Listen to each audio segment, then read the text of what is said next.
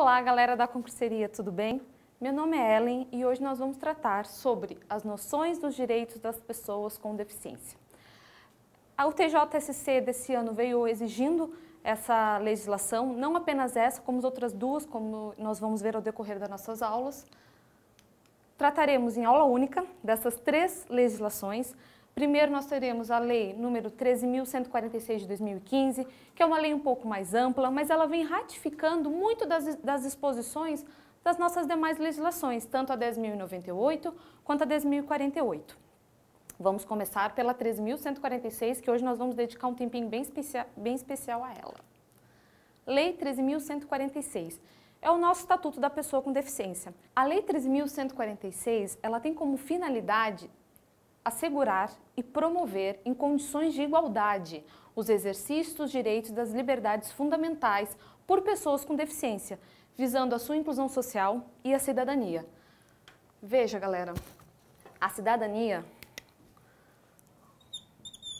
ela está disposta lá no artigo 1º da Constituição,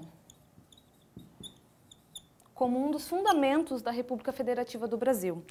Essa lei 13.146, ela visa pôr em pé de igualdade a pessoa com deficiência e a promover a sua inclusão social. Justamente para quê? Para fomentar a cidadania, visando a cidadania.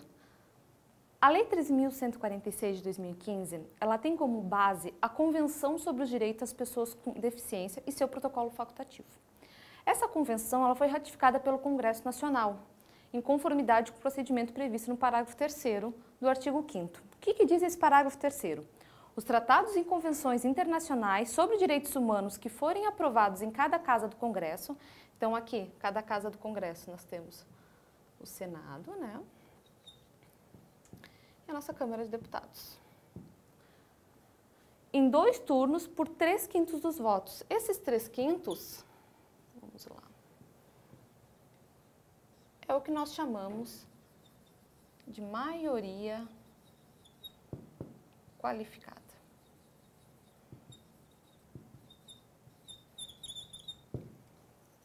Então, em 2 turnos, por 3/5 dos votos, respectivos membros serão equivalentes às emendas constitucionais.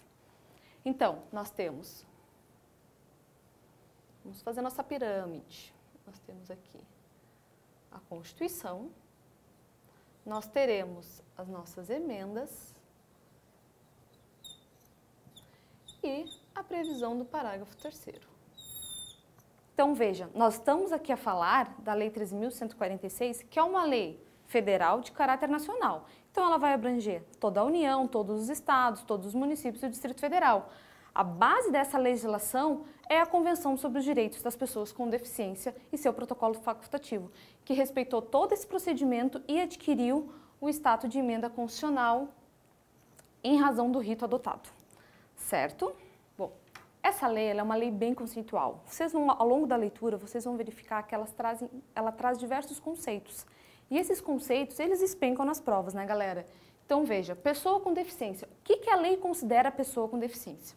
Considera-se pessoa com deficiência aquela que tem impedimento de longo prazo.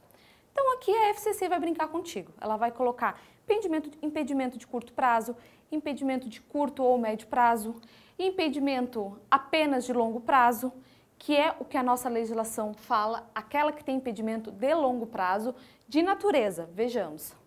Então, o que nós teremos aqui?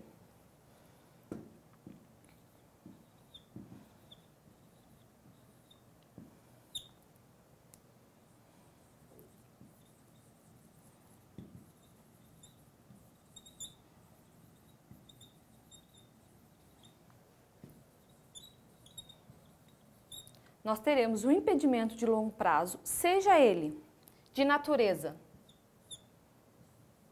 física, mental,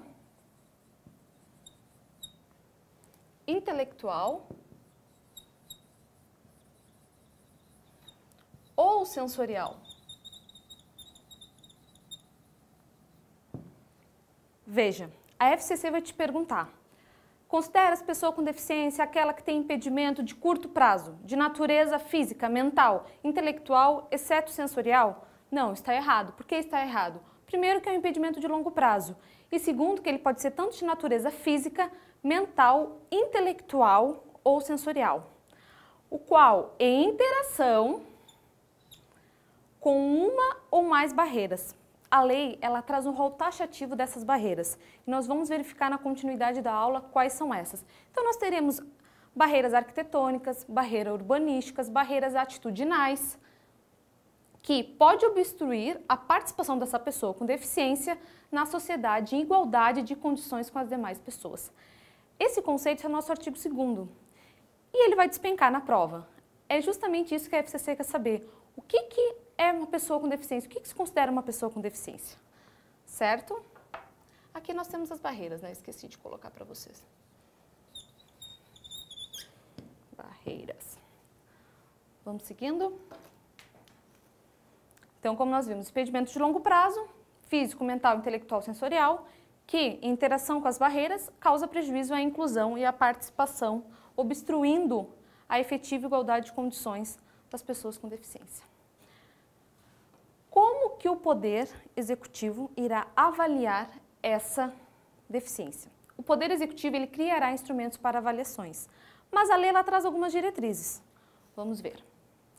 A avaliação, quando necessária, vejamos, quando necessária será biopsicossocial, realizada por uma equipe multiprofissional e interdisciplinar. O que é essa avaliação que a lei traz? Vejamos. Biopsicossocial. Essa avaliação, ela considerará quesitos biológicos. Então, aqui, quando nós falamos de biológicos, nós falamos de requisitos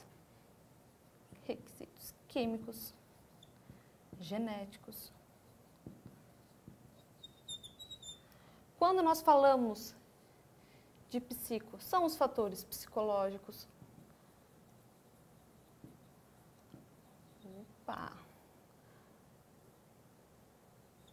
Questões comportamentais.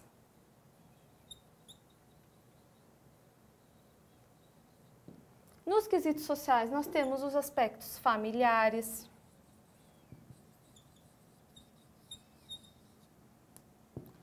econômicos e sociais,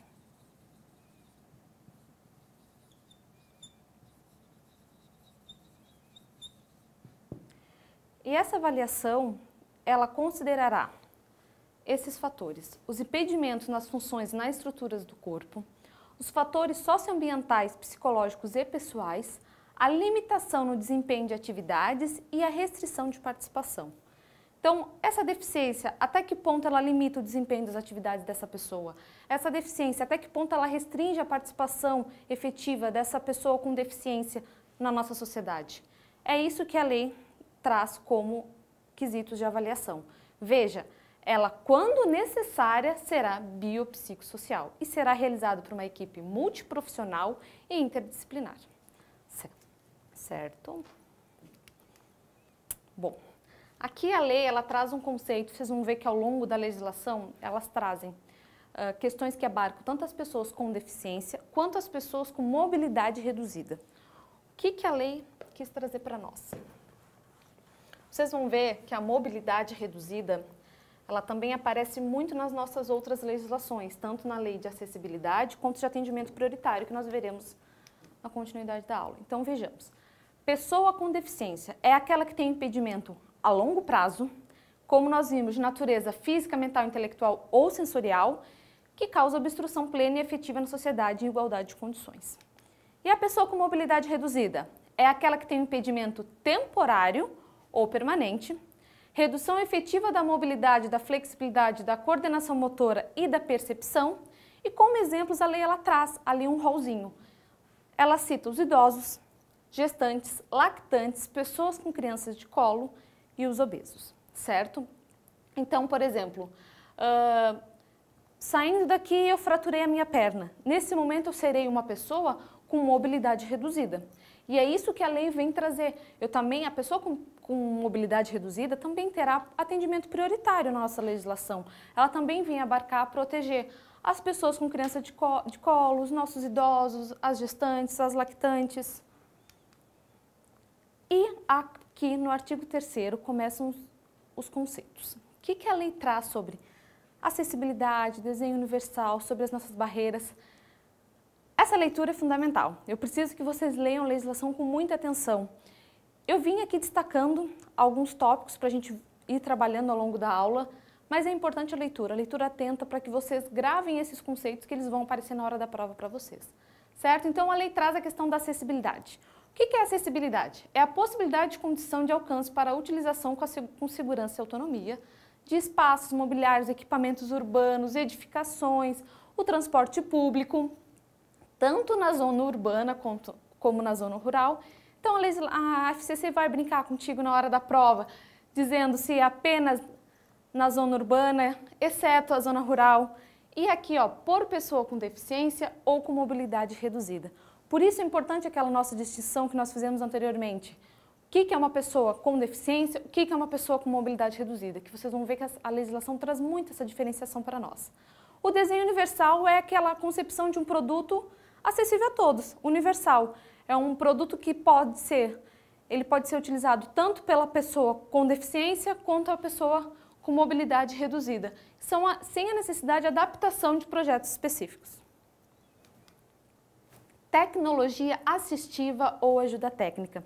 Nós vamos ver depois, posteriormente, alguns exemplos que eu trouxe para vocês darem uma olhada no que é essa tecnologia assistiva, também chamada de ajuda técnica. São produtos, equipamentos e serviços que objetivam promover a funcionalidade relacionada à atividade e à participação da pessoa com deficiência. Então, por exemplo, é uma colher adaptada para a pessoa poder fazer as suas refeições, é um teclado em braille. Alguns aplicativos, não sei se vocês já viram, hoje nós temos aplicativos que no mercado a gente coloca em frente ao produto e ele diz, por exemplo, a validade. Como uma pessoa com deficiência visual, vamos imaginar, vai comprar o produto no mercado e vai saber a validade. Então, tudo isso a gente fala de tecnologia assistiva ou ajuda técnica. A comunicação é a forma de interação, que abrange, entre outras opções, as línguas, inclusive a língua brasileira de sinais. Libras, a visualização dos textos, o braille e por aí em diante.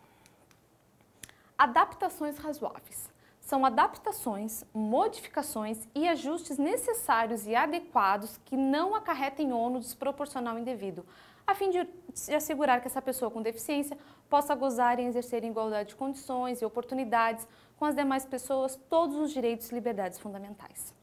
Elemento de urbanização, quaisquer componentes de obras de urbanização e os que materializem as indicações do planejamento urbanístico. Aqui nós temos o piso tátil, né, gente?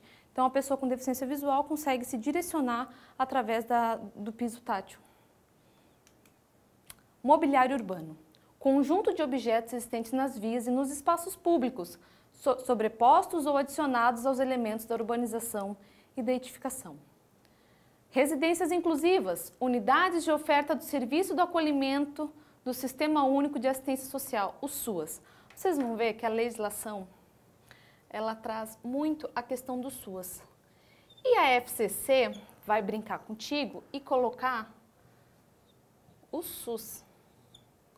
Veja, o SUS também está previsto na nossa legislação, mas quando nós falamos de acesso à saúde, nós veremos a seguir.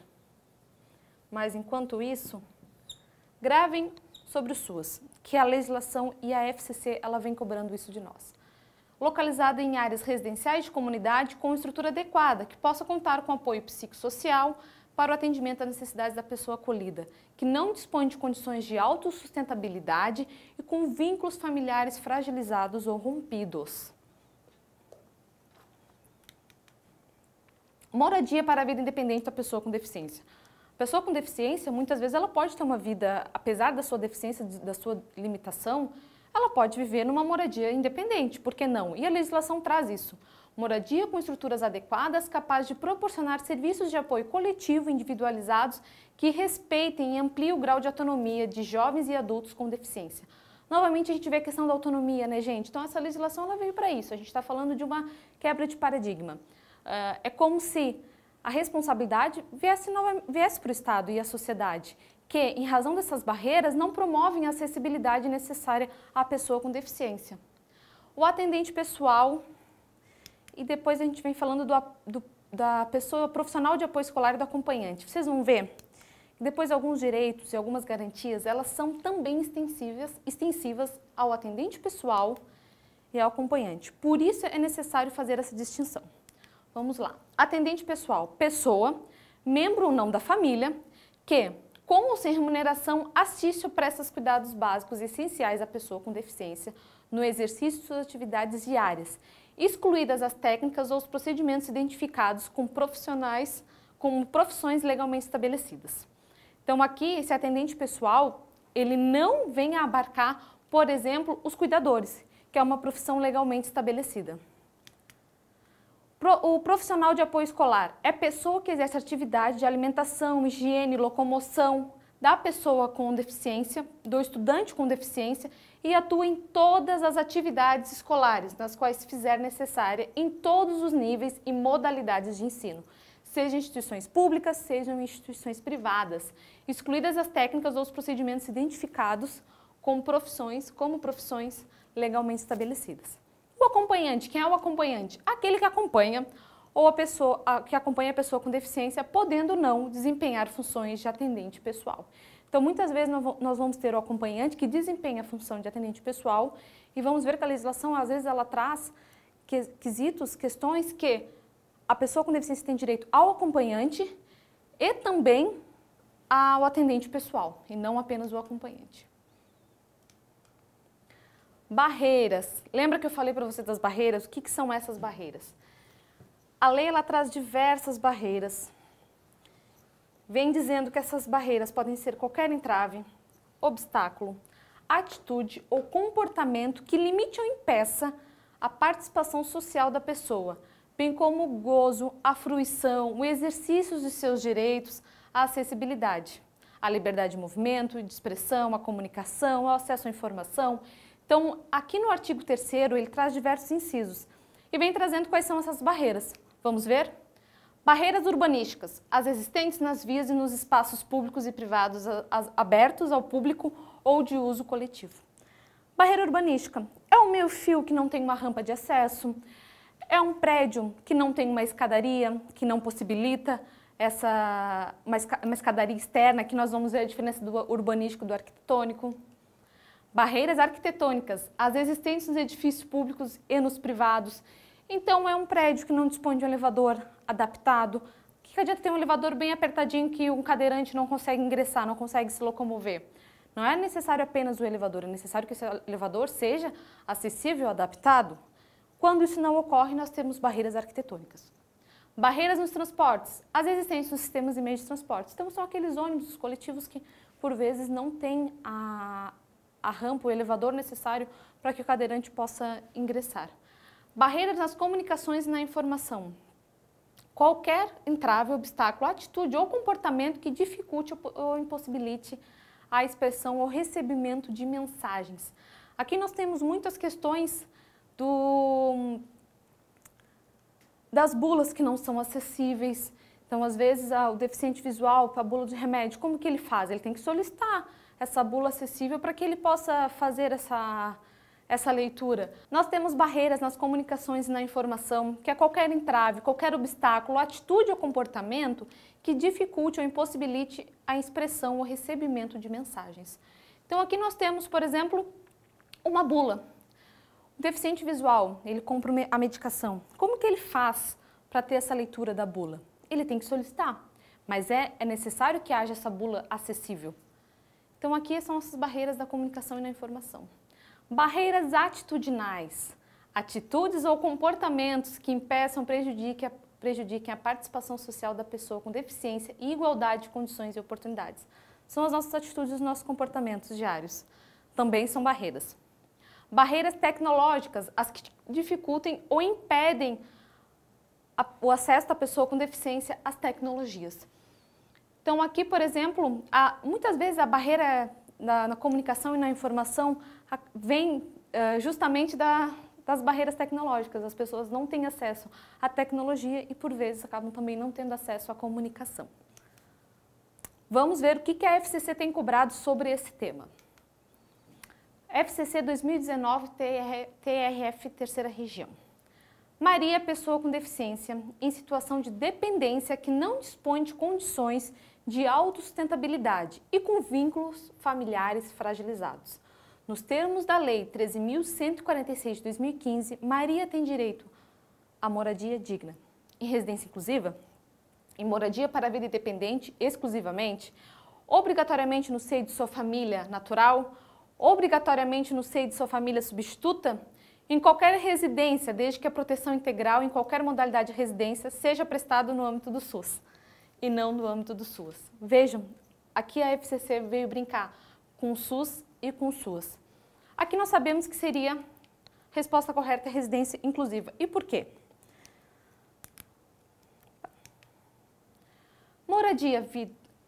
Em moradia para vida dependente exclusivamente, obrigatoriamente no seio de sua família natural, obrigatoriamente no seio de sua família substituta, nós vimos que não.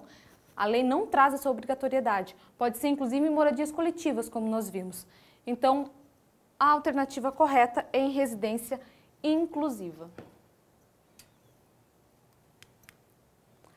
A tecnologia assistiva é aquela que combate formas de tratamento pelo poder público que causem manutenção ou agravamento da dependência da pessoa com deficiência exclusivamente na área da educação. Já vimos que a alternativa está errada, né? Em nenhum momento a gente falou em tecnologia exclusiva exclusivamente na área da educação. Garante a pessoa com deficiência profissional que assista em situações de dependência severa? Isso aqui não vem tratar de tecnologia assistiva. Engloba recursos, metodologias, estratégias, práticas e serviços com o objetivo de ampliar a participação de pessoas com deficiência? É essa que está correta, né, galera? Vamos ver os erros das demais. Garante a pessoa com deficiência o recebimento de restituição do imposto de renda com prioridade? Engloba proteção e socorro às pessoas com deficiência em qualquer circunstância. Aqui nós vamos ver depois a questão do recebimento da restituição do imposto de renda com prioridade, mas não tem nada a ver com tecnologia assistiva, assim como a alternativa E também. Então, engloba recursos, metodologias, estratégias, práticas e serviço com o objetivo de ampliar a participação da pessoa com deficiência. Para fins de aplicação da Lei 13.146 de 2015, as barreiras existentes nos edifícios públicos ou privados são barreiras. Galera, aqui um macete para vocês. Falamos de teto, nós vamos estar falando de barreiras arquitetônicas, certo?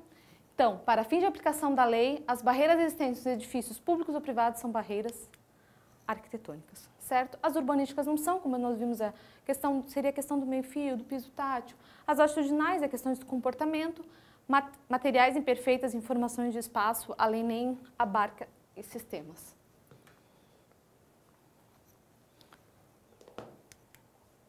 Vamos lá, mais uma questão da FCC de 2018. Segundo expressamente previsto pelo Estatuto da Pessoa com Deficiência, a avaliação da deficiência, quando necessária, será biopsicossocial, realizada por equipe multiprofissional, interdisciplinar e considerará.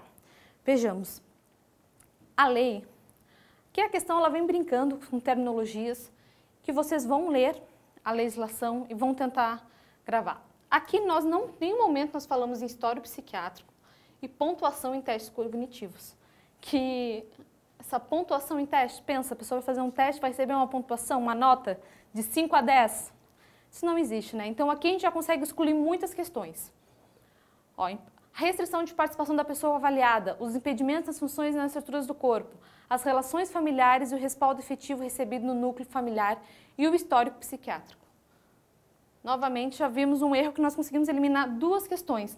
Ela é uma questão que vem trazer justamente o rol taxativo ali da nossa legislação. A limitação no desempenho, alternativa C. A limitação no desempenho de atividades, os impedimentos nas funções e nas estruturas do corpo, os fatores socioambientais, psicológicos e pessoais e a restrição de participação da pessoa avaliada. D. O grau de inclusão social da pessoa avaliada em seu meio comunitário, a limitação no desempenho de suas atividades, a autossuficiência para sua manutenção e o histórico psiquiátrico. Aqui novamente o histórico psiquiátrico aparecendo, o que torna a alternativa incorreta. os impedimentos, as funções nas estruturas do corpo, os fatores socioambientais, psicológicos, pessoais, a pontuação em testes cognitivos. Então, gente, a alternativa correta é a alternativa C. Nós vimos essa questão e tu deve te perguntar, como eu vou fazer para gravar? Aqui tem um macetinho no quadro. Infalível, é esse o macete. Impedimentos nas funções e nas estruturas do corpo, fatores socioambientais, psicológicos e pessoais, limitação no desempenho de atividades e restrições de participação. É isso que a lei nos traz. Então vejamos, com esse macete não fica muito mais fácil resolver essa questão? Limitação no desempenho das atividades, os impedimentos nas funções e nas estruturas do corpo, a limitação aqui no LI, os fatores socioambientais, psicológicos e pessoais e a restrição de participação da pessoa avaliada. Veja, galera, a FCC traz a lei, ela traz a lei seca para vocês. E aqui está um macetinho para ajudar a resolver essa questão que no primeiro momento parece ser um pouco mais difícil, certo? Vamos para a próxima. FCC 2017. As disposições gerais da Lei nº 13.146 de 2015, que instituiu o Estatuto da Pessoa com Deficiência, estabelece que a avaliação da deficiência obrigatoriamente será biopsicossocial e será realizada por equipe multiprofissional interdisciplinar. Aonde está o erro aqui? A legislação fala que a avaliação, quando necessária, será biopsicossocial. Então, a lei não vem falar de obrigatoriedade. Qualquer entrave que limite ou impeça o exercício de direitos como acessibilidade e liberdade de movimento são denominadas barreiras.